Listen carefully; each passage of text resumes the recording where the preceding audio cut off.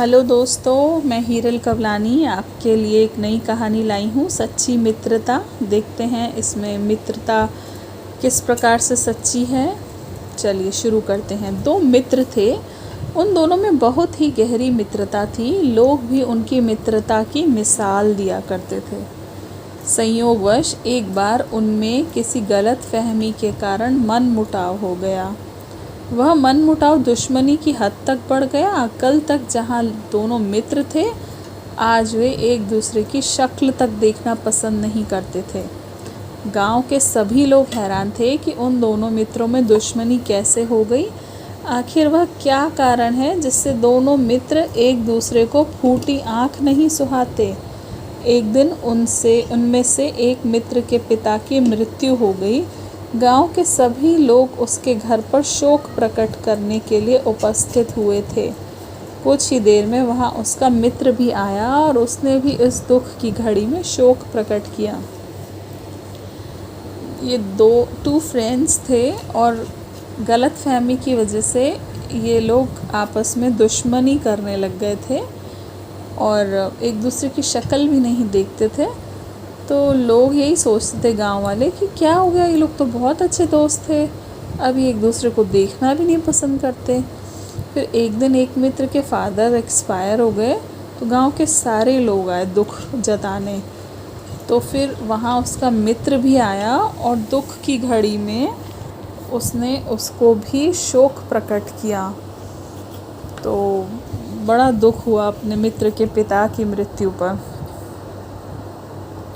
यह देखकर सभी लोग हैरान थे कि वह यहाँ कैसे उपस्थित हो गया। एक व्यक्ति ने उससे पूछा, तुम्हारी तो इससे मित्रता ख़त्म हो गई थी, फिर तुम यहाँ कैसे आ गए? यह ज़रूरी नहीं कि हर जगह मित्रता के नाते ही जाया जाए। इंसानियत भी कोई चीज़ होती है। और फिर अपने मित्र के दुख की घड़ी में तो मुझे शामिल होना ही पड़ेगा। भले ही वह मुझे न बुलाए, लेकिन यह मेरा फ़र्ज़ बनता है कि दुख में उसका साथ दूं, उस मित्र ने कहा। तो देखिए, लोग पूछने लगे, तुम्हारी तो फ्रेंडशिप ख़त्म हो गई थी, तुम कैसे आ गए?